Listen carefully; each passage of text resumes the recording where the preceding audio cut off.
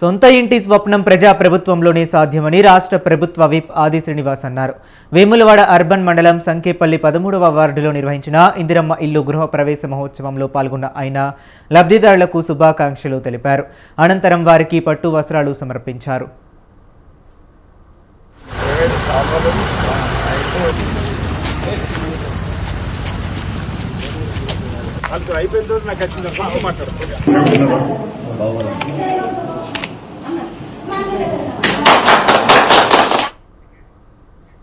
తెలుగుదేశం పార్టీకి వెన్నుముక్కగా పేదలు అండదండలు ఉన్నాయన్నారు మంత్రి కొలుసు పార్థసారథి. ఇది పూర్తిగా పేదల పార్టీ అని స్పష్టం చేశారు.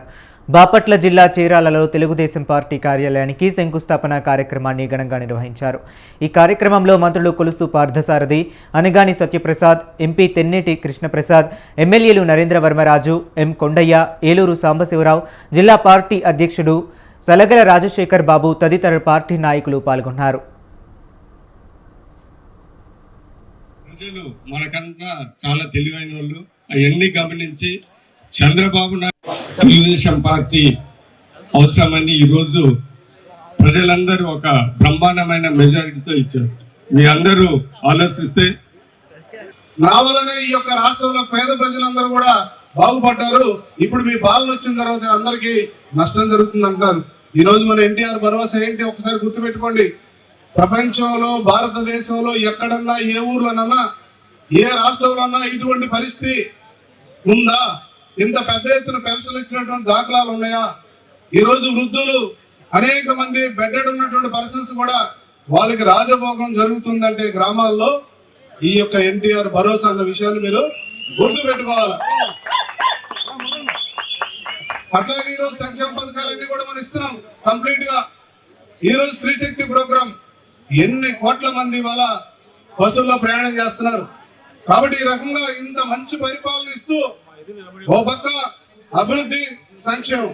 ఈరోజు చూడండి, ఇవాళ పెద్ద ఎత్తున ఎన్ఆర్జీఎస్ ప్రోగ్రెస్ నడుస్తున్నాయి, జలజీవన మిషన్ జరుగుతుంది.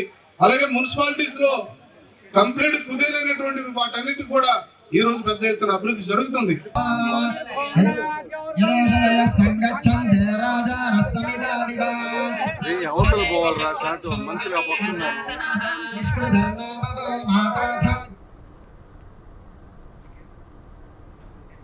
గోషామహల్ ఎమ్మెల్యే రాజాసింగ్ అరెస్టు చేసిన ఘటనపై మెదక్ జిల్లా పెద్దశంకరపేటలో తీవ్ర ఉద్రిక్తత వాతావరణం నెలకొంది. స్థానిక పోలీస్ స్టేషన్ ముందు బీజేపీ పార్టీ శ్రేణులు రోడ్డుపై బైఠాయించి ధర్నా చేపట్టారు. రాజాసింగ్ను ముందస్తుగా అరెస్టు చేయడాన్ని వ్యతిరేకిస్తూ నినాదాలతో హోరెత్తించారు. ప్రజాస్వామ్య హక్కులను అణిచివేస్తున్న చర్యగా వారు అభివర్ణించారు.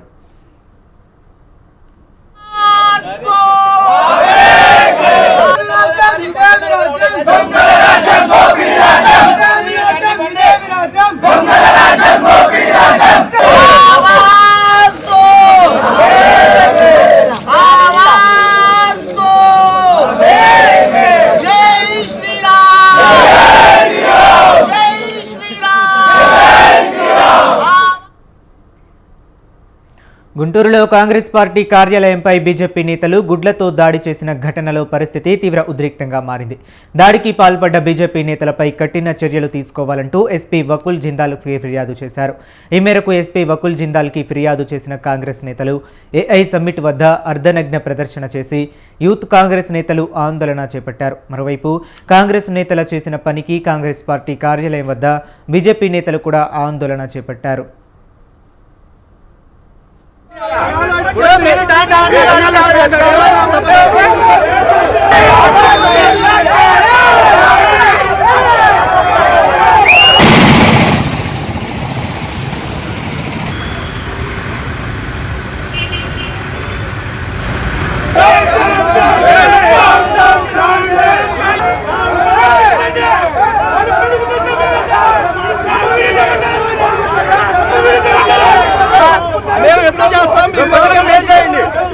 ప్రజలకు మేలు చేయండి.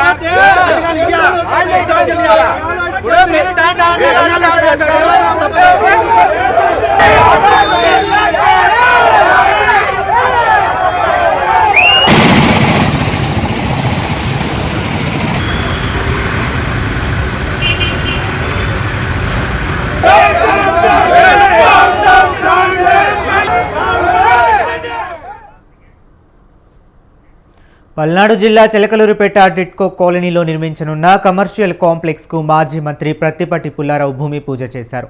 నిర్మాణం కోసం 3.60 కోట్ల రూపాయలను కేటాయించినట్లు తెలిపారు.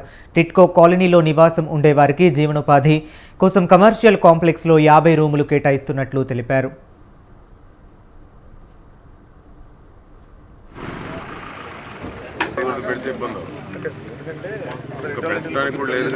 ఈరోజు ఈ యొక్క టిడ్కో హౌసెస్ 52 ఎకరాల్లో 5,520 ఫ్యామిలీస్ ఉండేటువంటి ప్రాంతంలో ఇక్కడ నివసించేటువంటి వారికి లైవ్లీహుడ్ ఎవరైతే చేతి వృత్తులు కుల వృత్తులు వాళ్ళు ఉన్నారో వాళ్ళందరి కోసం 3,20,00,000 రూపాయలతోటి 4 ground first second third floor దాదాపు 8, 16, 14, 30 రూములు. నాగర్ కర్నూలు జిల్లా కుమ్మెరలో రజిక కుటుంబంపై జరిగిన దాడిని నిరసిస్తూ వరంగల్ జిల్లా అఖిలపక్ష రజిక సంఘం ఆధ్వర్యంలో నిరసన చేపట్టారు. హనుమకొండ అంబేద్కర్ జంక్షన్లో నిర్వహించిన నిరసన కార్యక్రమంలో రజిక సంఘం నాయకులు భారీ ఎత్తున పాల్గొన్నారు. పసిబిడ్డ అని చూడకుండా కాలితో తొక్కి చంపడం హేయమైన చర్య అని సంఘ నాయకులు మండిపడ్డారు.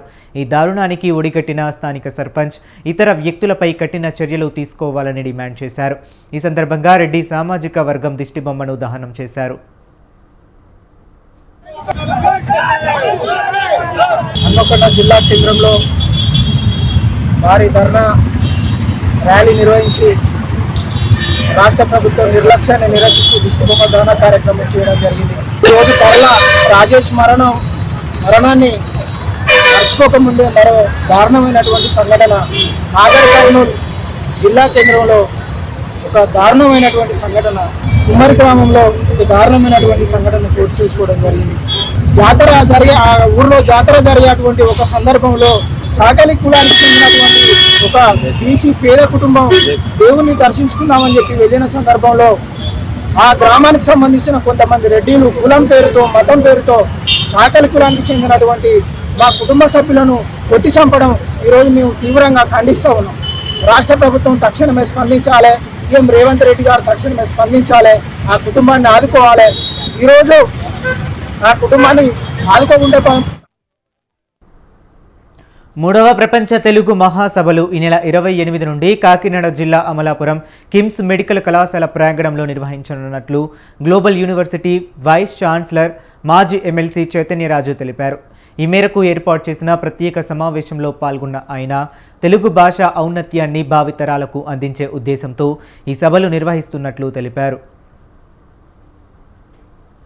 3వ ప్రపంచ తెలుగు మహాసభలు అమలాపురం మా కిమ్స్ మెడికల్ కళాశాల ప్రాంగణంలో ఫిబ్రవరి 28వ తారీఖు, మార్చి 1వ తారీఖు 2026ని అంగరంగ వైభవంగా తెలుగు భాష, సాహిత్యము, కళలు, మన సంస్కృతి, సాంప్రదాయాలు అన్నీ మేళవించి ఒక అత్యద్భుతమైనటువంటి వేడుకని 2 రోజుల పాటు ఉదయం 8 గంటల నుంచి రాత్రి 9 గంటల వరకు నిర్వహిస్తాం.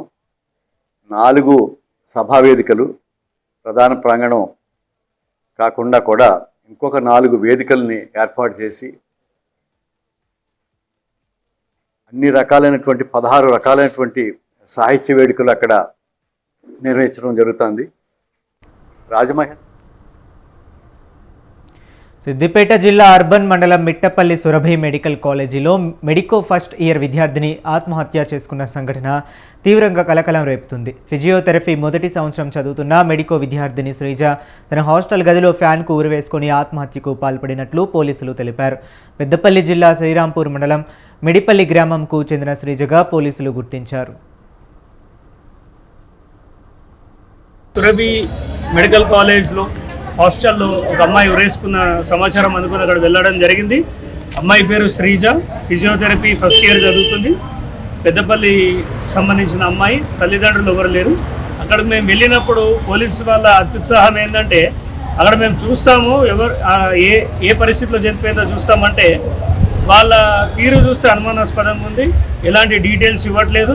ఆ కాలేజ్ పైన చాలా ఆరోపణలు ఉన్నాయి. గతంలో కూడా ర్యాగింగ్ జరిగిన ఆరోపణలు ఉన్నాయి. మహబూబాబాద్ జిల్లా నెల్లికుదురు మండలం వావిలాలలో సర్దార్ సర్వాయి పాపన్న గౌడ్ విగ్రహ ఆవిష్కరణ కార్యక్రమాన్ని ఘనంగా నిర్వహించారు. పెద్దగౌడ్ బాలగాని శ్రీనివాస్ ఆధ్వర్యంలో నిర్వహించిన ఈ కార్యక్రమంలో తెలంగాణ కల్లుగీత కార్మిక సంఘం రాష్ట్ర అధ్యక్షులు ఎంవి రమణ, ఇతర జిల్లా గౌడ నేతలు పాల్గొన్నారు. తెలంగాణ మొదటి ఉద్యమ వీరుడు పేద బడుగు బలహీన వర్గాల కోసం స్నేహితులనే సైన్యంగా మలుచుకున్నాడని గుర్తు చేశారు.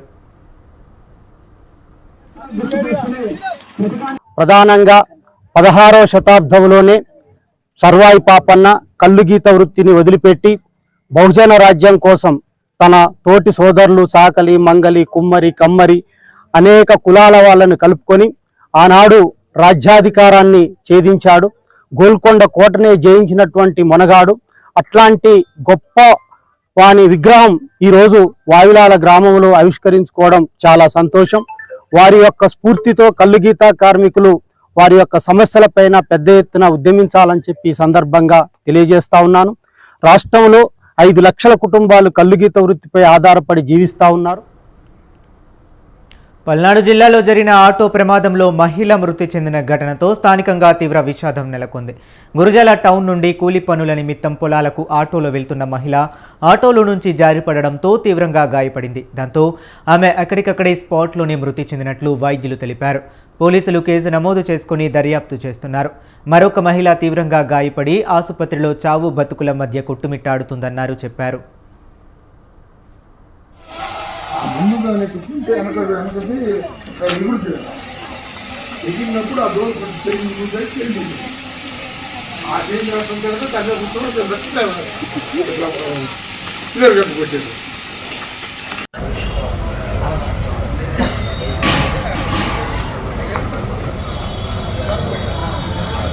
కదా ముందుగాను కూర్చుంటే వెనకది కడప జిల్లా జమ్మలమడుగు గ్రామ దేవత పెద్దమ్మ తల్లి జాతర ఘనంగా ప్రారంభమైంది. ఈ సందర్భంగా 1050 మంది మహిళా కళాకారులతో అమ్మవారికి ఘన స్వాగతం పలికారు. ఈ కార్యక్రమానికి ఎమ్మెల్యే ఆదినారాయణ రెడ్డి కుటుంబ సభ్యులతో సహా పాల్గొని ప్రత్యేక పూజలు నిర్వహించారు.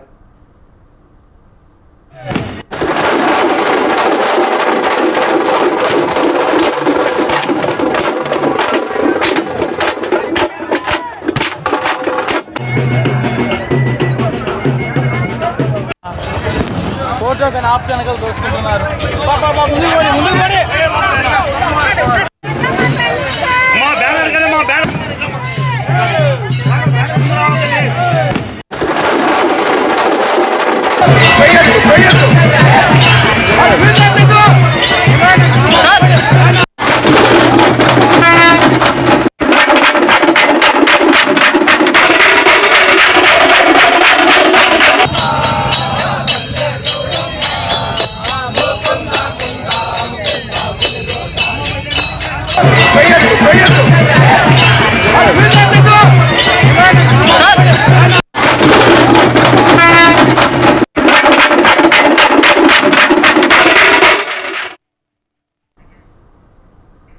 అనకాపల్లి జిల్లా ఉత్తరాంధ్ర ఇలవేల్పు నూకలమ్మ అమ్మవారి రాజగోపురం పసిడి కలశ ప్రతిష్ఠ కార్యక్రమాన్ని ఘనంగా నిర్వహించారు.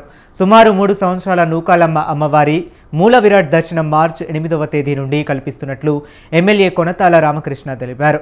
12 కోట్లతో ఆలయ పునర్నిర్మాణం పనులు పూర్తి కావడంతో ఈ నెల 8 నుండి దేవాలయ పునర్నిర్మాణ రాజగోపురం పసిడి కలశ ప్రతిష్టలు జరుగుతాయని తెలిపారు.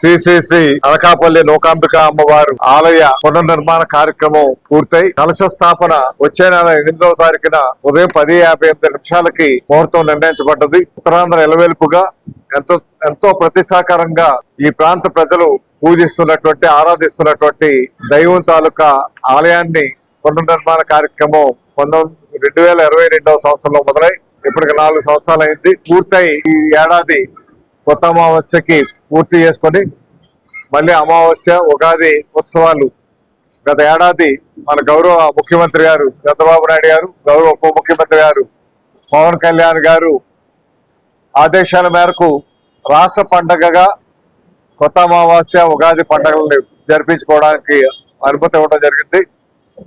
ప్రజల సహకారంతో కమిటీ వారు అందరూ కూడా కలిపి ఎంతో వైభవంగా ఈ ప్రతిష్టను కాపాడే విధంగా ఈ కార్యక్రమాన్ని ఒక అనకాపల్లి పండగగా, ఈ ప్రాంత పండగగా, ఉత్తరాంధ్ర పండగగా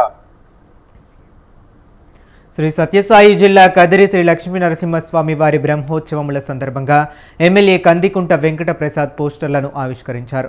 15 రోజుల పాటు అత్యంత వైభవముగా జరిగే బ్రహ్మోత్సవములకు వివిధ ప్రాంతముల నుండి విశేషంగా లక్షలాది మంది భక్తులు పాల్గొననున్నట్లు ఆయన తెలిపారు. భక్తులకు ఎలాంటి అసౌకర్యం కలగకుండా కట్టుదిట్టమైన భద్రతా చర్యలు తీసుకుంటున్నట్లు వెల్లడించారు.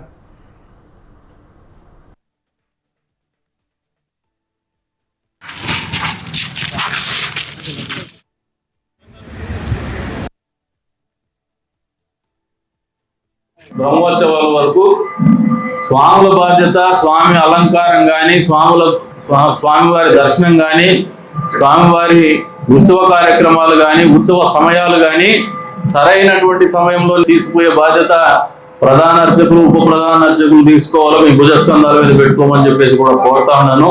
వారిని నిర్బంధించకుండా, లేదంటే వాళ్ళ ఆజ్ఞల్ని మనం అందరూ శిరసావహిద్దాం బ్రహ్మోత్సవాల సమయంలో అని చెప్పేసి కూడా ఈవో గారికి కూడా తెలియజేస్తాను.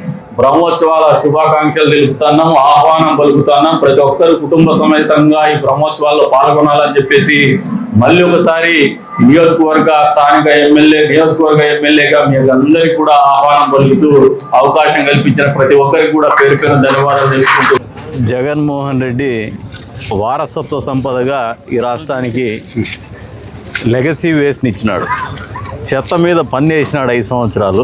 కానీ రాష్ట్రంలో ఉండే చెత్తను మాత్రం పేరుకుపోయినటువంటి పరిస్థితిలోకి దోచేసినాడు. ఆయన వారసత్వంగా ఇచ్చిండేది ఏంటంటే లెగసీ వేస్ట్. ఈ రోజున దాన్ని వదిలించుకోవడానికి ప్రభుత్వం వినూత్నంగా ఆలోచన చేస్తూ స్వచ్ఛరథం పేరు మీద వేస్ట్ ఎవరైనా ఇస్తే, స్పెషల్గా ప్రత్యేకించి ప్లాస్టిక్ ఏదైతే ఉందో, ఈ ప్లాస్టిక్ కానీ ఇతరతర చెత్త ఏదైతే తీసుకొచ్చి వచ్చినా కూడా దానికి 20 రూపాయలు రేటు కట్టి సరిపడా వస్తువులు కానీ దానికి వస్తు రూపేణ వస్తు మార్పు క్రమంలో నిత్యావసర వస్తువులు కావచ్చు, అంతే స్థాయిలో వాళ్ళు వాడేటువంటి దైనందిక జీవితంలో వాడేటువంటి సోపు, పేస్ట్ ఇటువంటివి ఇచ్చి ఈ చెత్తను వదిలించుకునేటువంటి కార్యక్రమము వినూత్నంగా మన పంచాయతీరాజ్ శాఖ మంత్రి గారు, డిప్యూటీ సీఎం గారు పవన్ కళ్యాణ్ గారు రూపకల్పన చేయడం జరిగింది. ప్రకాశం జిల్లా మార్కాపురం గ్రామ దేవత శ్రీ అల్లూరి పోలేరమ్మ అమ్మవారి ఉగాది ఉత్సవాలు అంగరంగ వైభవంగా నిర్వహించారు. ఈ మేరకు అమ్మవారికి ప్రత్యేక పూజలు నిర్వహించారు. ఈ సందర్భంగా అమ్మవారి దర్శనం కోసం వేలాది మంది భక్తులు తెల్లవారుజాము నుంచే భక్తులు పోటెత్తారు. భక్తులకు ఎలాంటి అసౌకర్యం కలగకుండా అన్ని ఏర్పాట్లు చేసినట్లు నిర్వాహకులు తెలిపారు.